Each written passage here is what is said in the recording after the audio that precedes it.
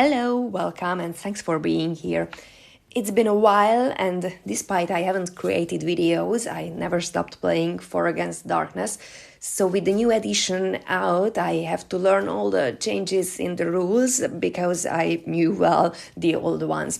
And I find it the easiest to learn while actually playing. So please join me and let's start with character creation. And I will use the core classes as suggested by the author, Andrea, to practice the applying of the changes or some new rules. I will definitely have a warrior at the beginning, and as I had a glimpse of the new traits, it will add some interesting things, so I will decide about the classes for the other three characters later, while I will see what are the traits and what are the abilities of my warrior. What I already did, I copied the character sheet, the new one arriving with the book, to a Canva presentation. This will be where I will keep my characters. I already put the icons here to know and learn what they mean. So, first of all, let's start with the warrior. So, definitely my first character will be a warrior with level 1. And we will have a name. I don't have a name idea yet, so I will do it later. And now let's look for the description of the warrior. It will be at the end. It's in alphabetical order in the book. So here it is, the warrior. And as I saw, there are not much changes here. So the warriors add plus level on all attack rolls with melee and ranged weapons. And they can use magic items, they can use scrolls as a level 1 caster, saves as a warrior. Any armor allowed, any weapons allowed. So let's just start taking notes about the combat abilities, plus level for the warrior. So the first icon is the attack. We will give him plus level. Okay, no bonuses for defense. Let's see how many life points does a warrior have. Life, 6 plus L, so a level 1 warrior has 7 life. Okay, what else? Let's see the description. Starting equipment. Light armor and either shield plus hand weapon or two-handed weapon or bow. I think this is the time when I will roll on the trait table. I will roll for all of my characters. I like this element of surprise. I don't want to choose one. So it can define maybe the starting equipment. I use the Google Dice Roller application. It is easy to access. So let's roll on the warrior traits table, the first roll of the game.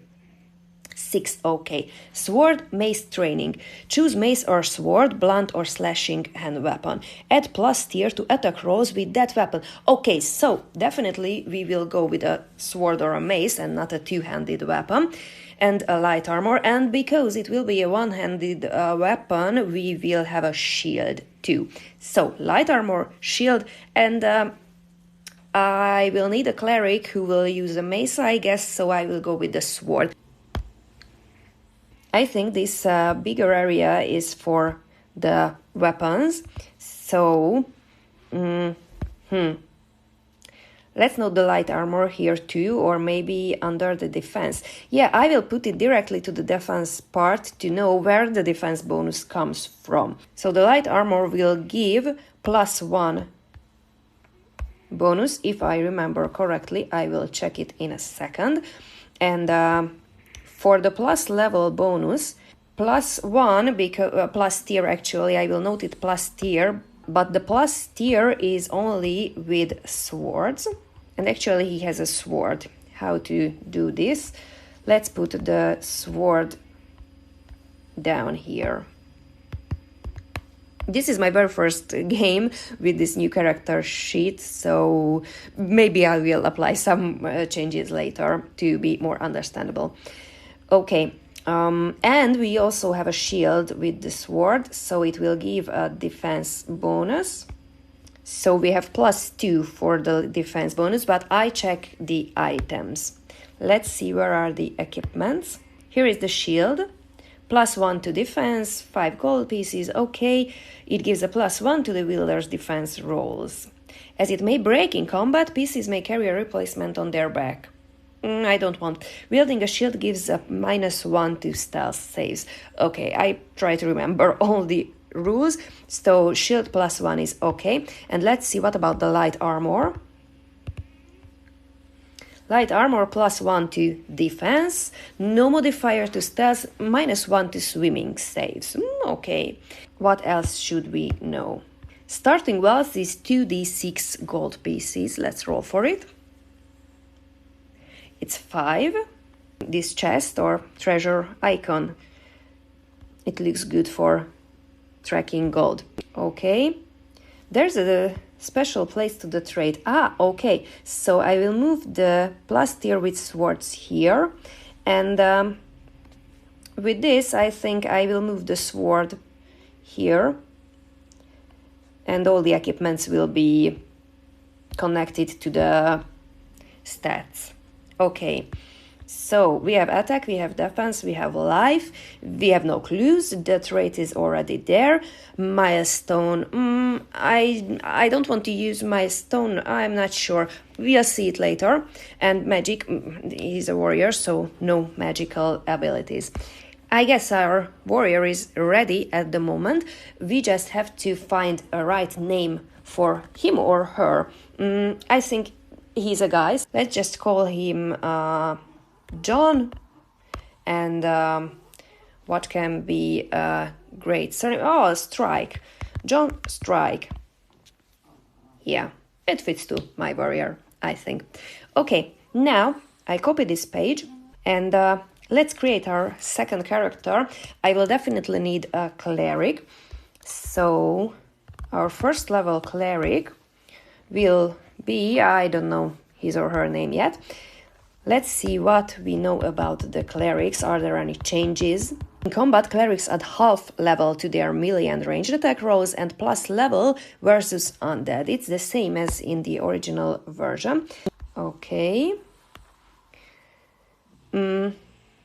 I roll for the traits again in the beginning of character creation because it may have an effect for the other things.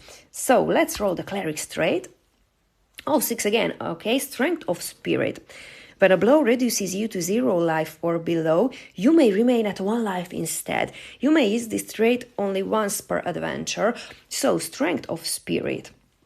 How to note it to remember? Technically, it is gain 1 life instead of dying. And I will put a small tracker here to know that it is only available once. Okay, here it is. So it can be prettier, but it will function. This is the trait. Let's see how we build the clerics further. Prayer. Clerics use spell-like powers called prayers. Prayers may be used during combat and do not require a free hand to be cast. Using a prayer requires 1 turn. Yeah. Healing. This prayer can be used 3 times per adventure. D6 plus level life. Okay, it's the same. Blessing. You may use this prayer 3 times per adventure. Blessing removes a game condition such as being turned to stone or cursed. The description will tell. Yeah, so healing and blessing abilities are the same as in the original version. Now, I think I will note it to the magic part. Here are the abilities, and we can use both 3 times. So we need 3 little tracker. Okay, we have healing and blessing abilities. Great. Now, armor allowed, light armor, heavy armor, shield, weapons allowed, long list, and the starting equipment. Light armor, shield, hand weapon. You may trade shield and hand weapon for a 2-handed weapon. We already have a character with a shield, the warrior, so the 2-handed weapon will be my choice, and it will be a mace because it looks amazing. And as it is a 2-handed weapon, I think it will attack with +1. Let's check it in the equipment part. Here it is, 2-handed weapon, +1 to attack. Okay, it can be slashing, crushing, it will be a crushing, two-handed mace, +1 to attack rolls, but loses this bonus and attacks at a net -1 in narrow corridors. Okay, in the base game we don't have narrow corridors, it's just in some adventures, so it will be +1 for the mace. Here we have it. Okay, and she, I guess she will be a she, won't have a shield but a light armor. Let's see, starting equipment, light armor, and we traded the shield and hand weapon for the mace. So the light armor is staying here with the +1 bonus. Okay, starting wealth, d6 gold pieces, 2 gold pieces. Okay, not much, but at the beginning I think it will be okay. What about life? Level +4, level 1 cleric has 5 life points. What else? Saves as a cleric, advanced skills as a cleric, and optional trait, we already rolled for it. So, I think our cleric is almost down. We just have to find a name for her. Sarah, and she's a cleric, so Sarah Blessed. Yeah, this will be her name. Let's see the third character. I think I really want a rogue, because actually a rogue is a very useful character in many situations. So let's look for the description of the rogue. Here it is. Oh, one page again, as we've seen with the warrior. So, rogues add plus level to defense rolls and plus level to attack rolls versus outnumbered minor foes. Okay, so it's again the same. Plus level for defense. And plus full level. Yeah, plus level to attack rolls versus outnumbered. Okay. We are ready with attack and defense. Magic items, yes. Scroll, yes. Saves as a rogue. Always add plus level to saves versus traps and to lockpick doors. Yeah, that's why I wanted to have a rogue in the party. Armor allowed light only. Weapons allowed light weapons and sling. And starting equipment. Oh, okay. First roll for the trait. Maybe it will help us to choose. If we can choose. Street Tag. Gain +1 life. You may use hand weapons and start with 1. Okay, so not just light weapons anymore, but real hand weapons. We can have a sword or a cudgel, so we can choose a slashing or a blunt weapon. I think I will go with a sword. Oh, it's a huge advantage. So it will be a sword. No bonus, but at least we don't have the -1. Okay. And gain +1 life. Yeah, what is the original life? 3 plus levels. So level 1 rogue has 4 life. Now our rogue will have 5 life. Okay, just the same as the cleric. Any armor? Starting equipment, light armor. Yes, the weapon is already done. Rope and lockpicks. Okay. So the light armor is here. And, oh, here is a rope icon. So I will put the other things there. Okay, the trait is the... What was the name? We already applied the bonuses, so Street Tag. I just want to note it here. And we have to roll for the gold pieces.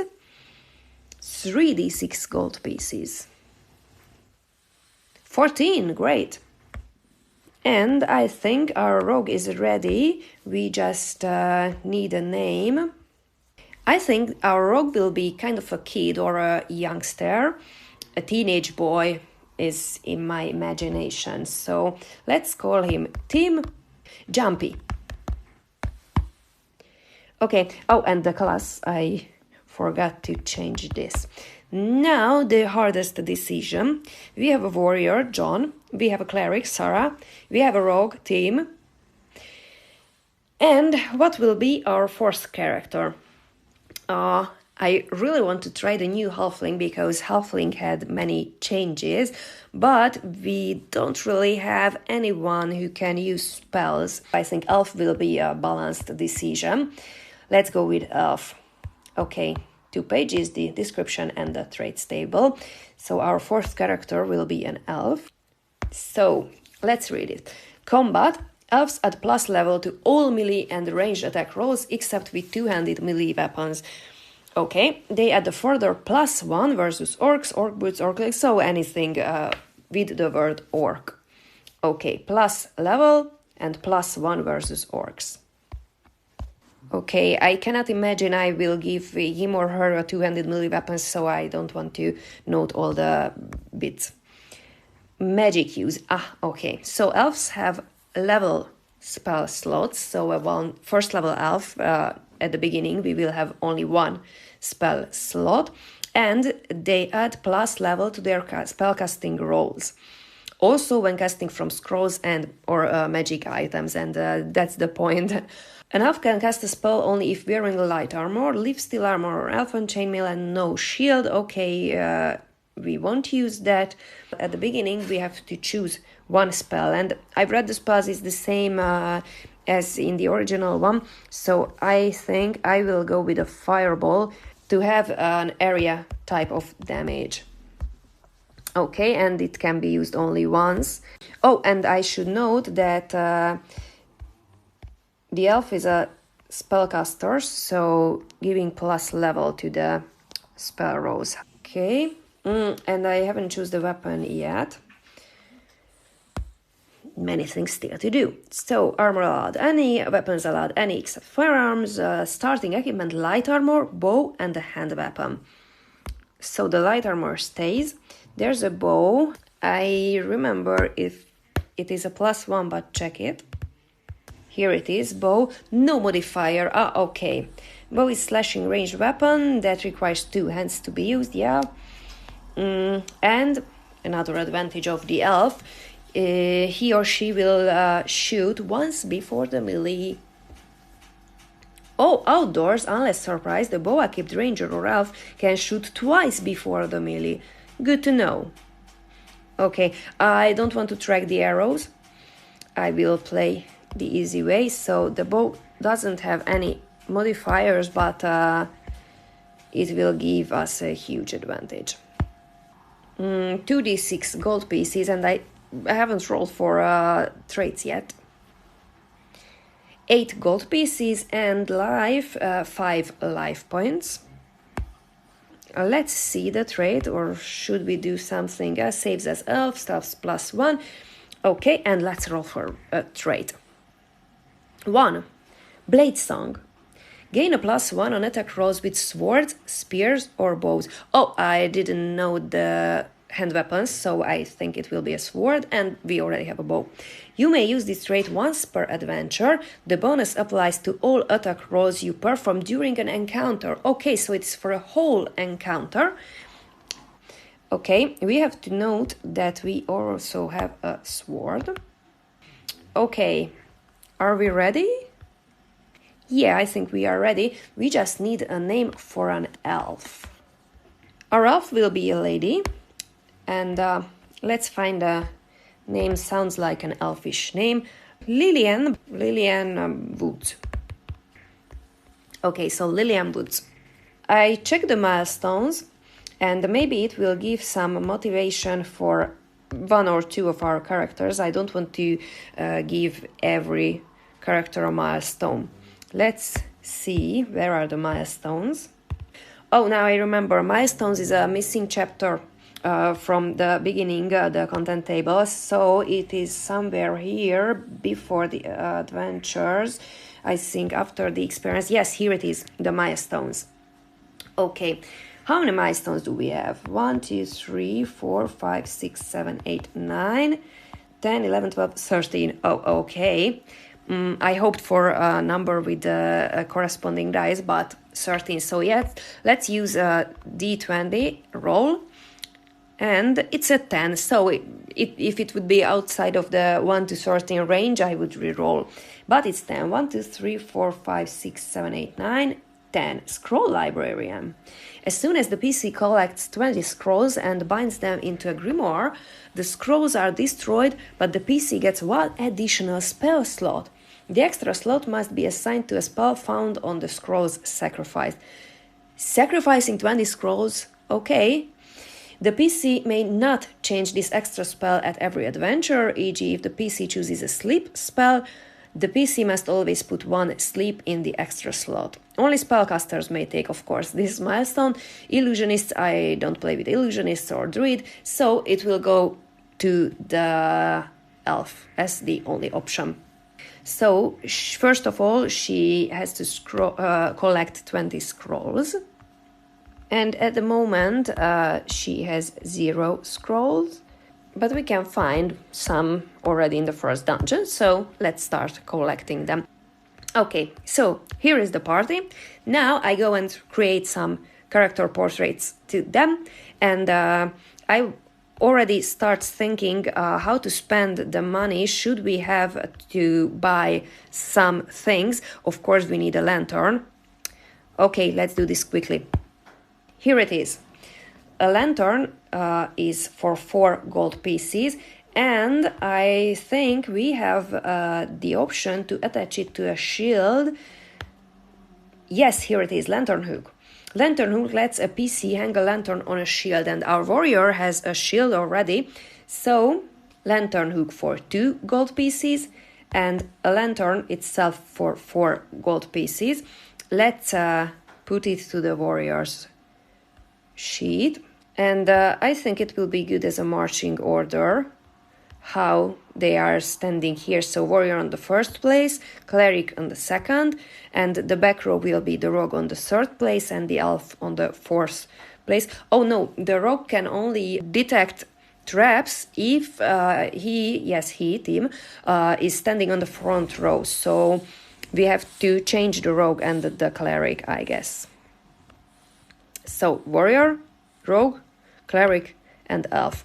Okay, and who bought the lantern and the hook? The hook is from John. I think 4 gold pieces means they all contribute 1 gold piece for the lantern. Now we are ready, and I will return with the character portraits, and we will descend to the dungeon soon. See you soon!